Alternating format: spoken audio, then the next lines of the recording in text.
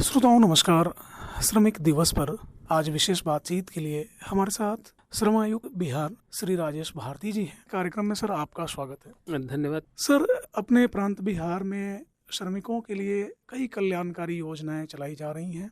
उनके सामाजिक, आर्थिक और वित्तीय उन्नयन के लिए जो लाभकारी योजनाएं हैं, इसके बारे में बताएं। सबसे पहले तो श्रम दिवस के अवसर पे हम सभी को अपनी शुभकामना देते हैं और विशेषकर जो हमारे श्रमिक हैं, जो कामगार हैं, शिल्पकार हैं, उन्होंने जो संघर्ष किया है या उनके ट्रेड यूनियंस ने जो संघर्ष किया है, उनके जज्बे को भी हम सलाम करते हैं। बिहार सरकार और केंद्र सरकार के द्वारा श्रमिकों के कल्याण के लिए कई बहुत महत्वाकांक्षी योजनाओं का कार्यान्वयन किया जा रहा है, जिसके बारे में बारी बारी से मैं आपको बताना चाहूँगा।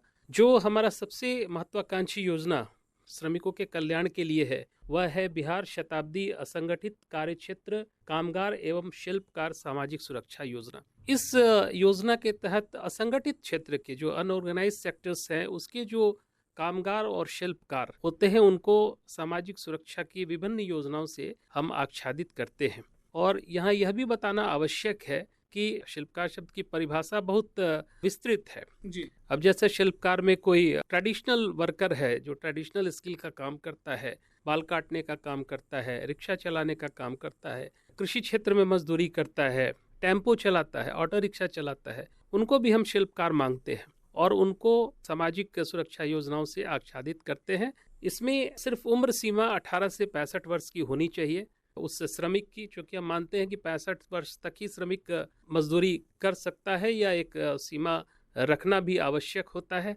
तो अगर किसी दुर्घटना में उनकी मृत्यु हो जाती है तो ऐसी परिस्थिति में उनके आश्रितों को हम 2 लाख रुपए की राशि प्रदान करते हैं। और अगर स्वाभाविक मृत्यु होती है तो उसमें भी 50,000 रुपए की राशि दी जाती है। स्वाभाविक मृत्यु के स्थिति में सामाजिक सुरक्षा राशि, सहायता राशि देने का शायद यह बहुत कम ऐसे स्कीम है जिसमें सामान्य मृत्यु की स्थिति में भी हम लोग लाभ देते हैं। इसके अलावा उनके बच्चों को पढ़ने के लिए छात्रवृत्ति की भी व्यवस्था है। सर, यहाँ की जैसा कि आपने बताया कि स्वाभाविक मृत्यु हो या दुर्घटना में, दोनों के लिए एक निश्चित राशि नियत की गई है जो कि उनको दी जाती है। लेकिन हम लोग देखते हैं कि श्रमिक इसका लाभ लेने में कहीं ना कहीं चूक जाते हैं, उनके परिजनों को पता ही नहीं रहता है। तो इसके लिए क्या प्रक्रिया है? तो कैसे श्रमिक, क्या उनका कहीं पे पंजीकृत होना जरूरी है? कैसे उनकी पात्रता तय होगी ताकि उन्हें ये लाभ आसानी से मिल सके? देखिए, इसमें सरकार के द्वारा समाचार पत्रों के माध्यम से या इलेक्ट्रॉनिक मीडिया के माध्यम से प्रचार प्रसार किया जाता है और इस योजना का लाभ लेने के लिए अभी कहीं पर उनको निबंधित होना आवश्यक नहीं है। वे अपना आवेदन पूर्ण विवरण के साथ प्रखंड स्तर पे श्रम प्रवर्तन पदाधिकारी के यहाँ, जिला स्तर पर श्रम अधीक्षक के यहाँ या प्रमंडलीय स्तर पर उप श्रमायुक्त के यहाँ या सीधे पटना अवस्थित मुख्यालय में भी दे सकते हैं। और जैसे ही उनका आवेदन प्राप्त होता है, एक निश्चित अवधि में उसकी स्वीकृति अथवा अस्वीकृति की जाती है। इसके अलावा हमारे विभाग के टोल फ्री नंबर हैं जो प्रकाशित किए हुए हैं, उन पे अगर कोई किसी कठिनाई की स्थिति में उनसे बात कर सकते हैं या सीधे वे किसी श्रम विभाग के किसी पदाधिकारी से बात करें और उनको पूरी मदद मिलेगी प्रक्रिया के मामले में, आवेदन कराने के मामले में। और इसमें हम लोग प्रयास कर रहे हैं कि इसकी और अधिक इसका प्रचार प्रसार किया जाए ताकि अधिक से अधिक लोग इसका लाभ उठा सकें और इसमें सफलता भी मिली है। मैं यहाँ यह बताना आवश्यक समझता हूँ कि वर्ष 23-24 में जहाँ इस योजना के तहत हम लोगों ने लगभग 15 करोड़ राशि का व्यय किया था, वहाँ पर 24-25 में हम लोगों ने इसमें 38 करोड़ रुपए की राशि का व्यय किया। तो इसका प्रचार प्रसार धीरे धीरे हो रहा है और काफ़ी लोग इससे लाभान्वित हो रहे हैं और हम चाहेंगे कि जो भी पात्र लोग हैं इस योजना का लाभ उठाएं, जनप्रतिनिधि भी बताएं ऐसे लोगों को, उनकी भी भूमिका बहुत महत्वपूर्ण है। जी, अभी आप बताना चाह रहे थे उनके बच्चों के छात्रवृत्ति और शिक्षा को लेकर के क्या योजना? देखिए, जो हमारे असंगठित क्षेत्र के कामगार हैं या शिल्पकार हैं, उनके बच्चों को पढ़ने के लिए अगर किसी अन्य सरकारी माध्यम से छात्रवृत्ति की राशि नहीं मिल रही है तो वो हम भी देते हैं। जैसे आपको बताएं कि अगर कोई श्रमिक का बच्चा ITI में हो या पॉलिटेक्निक में हो और उसको किसी दूसरे मद से छात्रवृत्ति की राशि नहीं मिल रही है तो हम लोग ऐसे बच्चों को ITI के केस में 5,000 और पॉलिटेक्निक के केस में 10,000 रुपये की राशि प्रदान करते हैं। अगर पूर्ण रूप से कोई अपंग हो जाता है दुर्घटना के कारण, तो उनको 1 लाख रुपए की सहायता उनके आश्रितों को दी जाती है। और अगर कोई असाध्य रोग से वो ग्रसित हैं, तो वैसे केस में भी हम लोग 15,000 से 60,000 रुपए तक के की सहायता उनको देते हैं। हॉस्पिटलाइजेशन के केस में अगर दुर्घटना में चोट के कारण उनको अस्पताल में भर्ती होना पड़ता है, तो ऐसी परिस्थिति में 10,000 रुपए दिए जाने का प्रावधान है। ये तो हुई बच्चों से संबंधित कि बच्चों की छात्रवृत्ति, शिक्षा और उनके जीवन मृत्यु से संबंधित। अब थोड़ी सी बात कर लेते हैं जो असंगठित क्षेत्र के कामगार हैं, उनके भविष्य के लिए किस तरह की योजना है, जैसे उनके पेंशन से संबंधित। एक समय के जैसे आपने तय एज सीमा बताया कि 65 साल के बाद उनको कामगार के रूप में नहीं माना जाएगा, तो ऐसी स्थिति में जब वो काम नहीं कर सकते हैं तो उनके जीवन चलाने के लिए, उनके भरण पोषण के लिए भी सरकार चिंतित है। तो उसमें क्या है, किस प्रकार की व्यवस्था है? देखिए, असंगठित क्षेत्र में हमारा जो बोर्ड है, भवन निर्माण एवं अन्य सन्निर्माण कर्मकाल कल्याण बोर्ड, उसके माध्यम से तो पेंशन दिए जाने की व्यवस्था है। लेकिन असंगठित क्षेत्र में जनरल अभी पेंशन दिए जाने का प्रावधान नहीं है। ऐसा विचार अभी किया जा रहा है, इस पे चिंतन किया जा रहा है और विभाग एवं सरकार गंभीर है। हो सकता है आने वाले समय में ऐसी कोई योजना लेकर हम लोग आए। सर, यहाँ एक प्रश्न बनता है कि अभी जैसा कि आपने योजनाओं के बारे में बताया कि मजदूरों के लिए तमाम सरकार की तरफ से उपक्रम किए जा रहे हैं, लेकिन कई दफ़ा क्या होता है, ज़मीनी हकीकत ये है कि उन्हें लाभ लेने की स्थिति आती है तो उन्हें बहुत सारी समस्याओं का सामना करना पड़ता है। कई मजदूर बताते हैं कि उनके आवेदन जो है सही जगह पर, सही समय पर, सही तरीके से नहीं पहुँच पाता है, सही कार्रवाई नहीं होती है। तो मजदूर के लिए किस तरह का डिफिनेशन है, कौन लोग इसमें आएंगे ताकि उनके लाभ सुनिश्चित हो सके? देखिए, शताब्दी योजना के बारे में मैंने बताया कि ये असंगठित क्षेत्र के लिए है। तो उसके तकनीकी पक्षों में अगर बहुत ज़्यादा हम नहीं जाएं, तो मोटा मोटी हम यह समझे कि संगठित क्षेत्र हुए जैसे कोई फैक्ट्री में काम करता है, जहाँ पे उसका ईपीएफ की राशि कटती है या ईएसआईसी की राशि कटती है। तो फैक्ट्री इत्यादि ऐसे जो जगह हैं वो प्रायः संगठित क्षेत्र में आते हैं। बाकी जो भी हैं, ज़्यादातर जो हमारे 80% वर्कफोर्स है वो असंगठित क्षेत्र में ही कार्य करते हैं। तो इससे वे समझ सकते हैं। अगर बहुत ज़्यादा हम तकनीकी बातों में उलझेंगे तो शायद वे तकनीकी लोग नहीं, उनको समस्या नहीं आए। हम चाहते हैं कि वो अपनी समस्या लेकर आएँ और वो बताएं हमको। यह हम आश्वासन सबको देना चाहते हैं कि अकारण किसी के आवेदन को अस्वीकृत नहीं होने दिया जाएगा।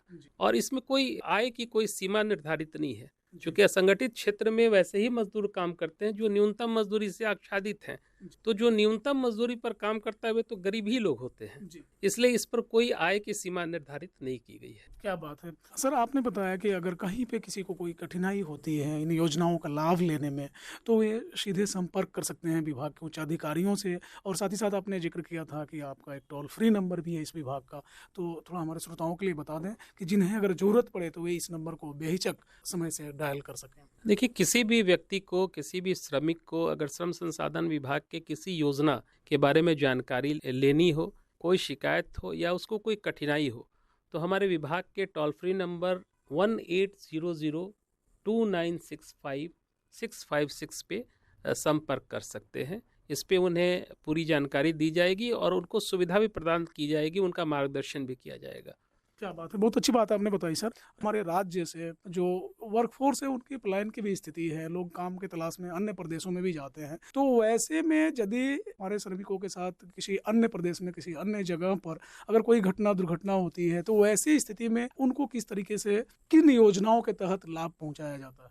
देखिए, जो बिहार के कामगार, जो श्रमिक बिहार से बाहर काम कर रहे हैं, उनके लिए एक बहुत महत्वाकांक्षी योजना राज्य सरकार चलाती है, जिसका नाम है प्रवासी मजदूर दुर्घटना अनुदान योजना। इस योजना के तहत किसी भी प्रवासी मजदूर की अगर दुर्घटना में मृत्यु होती है तो उसे सहायता प्रदान की जाती है। साथ साथ अगर उसके परिवार का कोई सदस्य चाहे कि वहाँ से उनका पार्थिव शरीर अपने गांव लाया जाए, तो उसके लिए भी आर्थिक सहायता प्रदान की जाती है राज्य सरकार के द्वारा। तो इस योजना का लाभ उठाया जा सकता है। यह बहुत ही महत्वाकांक्षी योजना है। इसके तहत सामान्य परिस्थिति में आवेदन प्रखंड विकास पदाधिकारी के यहाँ देना होता है और इसकी स्वीकृति जिला पदाधिकारी के द्वारा दी जाती है। और इस योजना के तहत दुर्घटना मृत्यु की स्थिति में 2 लाख रुपए की सहायता प्रदान की जाती है। उन्हें कौन-कौन से कागजात देने पड़ते हैं जिससे ये साबित हो जाए कि वे प्रवासी मजदूर हैं और दुर्घटना के शिकार हैं और ताकि उनको लाभ आसानी से मिल सके? देखिए, सबसे पहले तो यह एक कागज़ यह चाहिए कि उनकी मृत्यु दुर्घटना में हुई है। तो प्रायः दुर्घटना की स्थिति में स्थानीय थाने में सूचना दी जाती है या एफआईआर दर्ज होता है, तो उसकी कॉपी रहे और मृत्यु का कोई प्रमाण पत्र उनके पास रहना चाहिए। वो चाहे मृत्यु प्रमाण पत्र हो, हॉस्पिटल के द्वारा निर्गत हो, ये 2 कागज़ उनके पास होने चाहिए। साथ ही साथ बिहार के वे स्थायी निवासी हों, इसका कोई प्रूफ़ उनके पास रहना चाहिए। तो ये 3-4 महत्वपूर्ण कागज़ात हैं जो रहने चाहिए ताकि इनसे हमको जाँच करने में सहायता मिलती है। अगर प्रवासी मजदूर दुर्घटना के दौरान आंशिक रूप से अपंग हो जाते हैं या पूर्ण अपंग हो जाते हैं, वैसी स्थिति में देखिए, सबसे पहले तो इसमें भी उम्र की सीमा 18 से 65 वर्ष निर्धारित की गई है और पूर्ण अपंगता की स्थिति में 1 लाख रुपए की राशि का सहायता दिया जाता है और आंशिक रूप से अगर वे अपंग हो जाते हैं तो उनको 50,000 रुपए की सहायता प्रदान करने की का प्रावधान है इसमें। सर, प्रदेश में श्रमिकों के लिए एक श्रम कार्ड की व्यवस्था की गई है, तो यह कार्ड कितना उपयोगी है श्रमिकों के लिए? थोड़ा इसके बारे में बताएं और कैसे यह कार्ड बनवाया जा सकता है? श्रम कार्ड श्रमिकों की पहचान है और हम सभी जानते हैं कि श्रमिकों के असंगठित क्षेत्र के कामगारों के डाटा बेस के संधारण के लिए केंद्र सरकार के द्वारा ई श्रम पोर्टल बनाया गया है और ई श्रम पोर्टल वेबसाइट पे बहुत आसानी से उपलब्ध है और ई श्रम पोर्टल पर कोई भी असंगठित क्षेत्र का कामगार अपना रजिस्ट्रेशन स्वयं कर सकता है। तो ये आप किसी कैफ़े से कर सकते हैं या हमारे कैंप्स लगते हैं, हमारे श्रम विभाग के कैंप्स लगते हैं। अभी जैसे बता दें कि अभी अनुसूचित जाति महादलित टोलों में शिविरों का आयोजन किया जा रहा है हर गांव में, रोस्टर के आधार पे हर जिले में, वहाँ पर भी ये जाके अपना रजिस्ट्रेशन करा सकते हैं। वहाँ फैसिलिटेटर हमारे विभाग के रहते हैं और रजिस्ट्रेशन के उपरांत उसमें एक कार्ड जनरेट होता है, उसी को ई श्रम कार्ड अभी कहा जा रहा है और वही कार्ड अभी बन रहा है। एक दूसरा कार्ड हमारा बनता है जो कंस्ट्रक्शन लेबरर्स के लिए है, जो भवन निर्माण एवं अन्य सन्निर्माण क्षेत्र में जो कामगार काम करते हैं उनके लिए हमारे BOCW बोर्ड का पोर्टल है जहां पर वो रजिस्ट्रेशन करा सकते हैं और उसके आधार पर उनको पहचान पत्र मिलेगा। क्या बात है सर, जैसा कि हम सभी जानते हैं हमारा प्रदेश जो है महिला सशक्तिकरण की दिशा में अव्वल रहा है और काफ़ी कार्य हुआ है अपने प्रदेश में।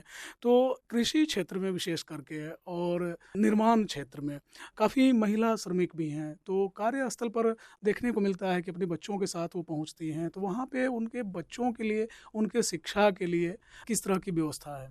देखिए, कार्यस्थल पे क्या क्या व्यवस्था होनी चाहिए स्वास्थ्य के दृष्टिकोण से या अन्य दृष्टिकोण से, विशेषकर महिला श्रमिकों के लिए इसका बकायदा हमारा एक कानून में प्रावधान किया हुआ है। BOCW का भी जो कानून है उसमें कंस्ट्रक्शन साइट पे उनके लिए अलग शौचालय होना चाहिए, बच्चों के लिए क्रेंच होना चाहिए, ये व्यवस्था होनी चाहिए और तभी उनको परमिशन मिलता है और अगर वे नहीं ऐसा करते हैं तो उनके विरुद्ध अभियोजन दायर किया जा सकता है। तो ये जो भी ऑर्गेनाइजेशन है उनके लिए ये मैंडेटरी है करना। और आपको बता दें कि हमारा जो कंस्ट्रक्शन बोर्ड है उसके द्वारा भी कई प्रकार के महत्वाकांक्षी लाभकारी कल्याणकारी योजनाओं का संचालन किया जा रहा है। जो भवन निर्माण या उनसे संलग्न जो एक्टिविटीज़ हैं उनके क्षेत्र में काम करते हैं मजदूर, उनके लिए 16 तरह की योजनाएं अभी संचालित की जाती हैं और उनके संचालन के लिए जो पैसा आता है वो जो निर्माण कार्य बड़े बड़े होते हैं उस पर 1% शेष जो वसूली होती है उसी से उसका कार्यान्वयन किया जाता है। तो इन योजनाओं का भी लाभ उठाया जाना चाहिए और सबको प्रेरित भी करना चाहिए, ऐसे मजदूरों को, जनप्रतिनिधियों को या जो भी समाज में रह रहे हैं लोग हैं, ताकि उनको इसका लाभ मिल पाए। चलते चलते एक आखिरी सवाल, तमाम जो लाभ और योजनाओं के बारे में आपने जानकारी दी, उन्हें अगर कोई दिक्कत आती है, कोई परेशानी होती है, तो वे कहाँ कब कैसे संपर्क? अगर किसी भी व्यक्ति को, किसी भी श्रमिक को कोई कठिनाई हो तो एक तो टोल फ्री नंबर के बारे में मैंने आपको बताया। इसके अलावा हर प्रखंड में हमारे प्रखंड स्तर पे श्रम प्रवर्तन पदाधिकारी होते हैं, उनसे संपर्क किया जा सकता है। श्रम अधीक्षक जिला स्तर पर रहते हैं, उनसे संपर्क कर सकते हैं या सीधे तौर पे कोई भी व्यक्ति हम लोगों से संपर्क कर सकता है मुख्यालय पर, दूरभाष के माध्यम से, मोबाइल के माध्यम से हम लोग उनकी पूरी सहायता करेंगे।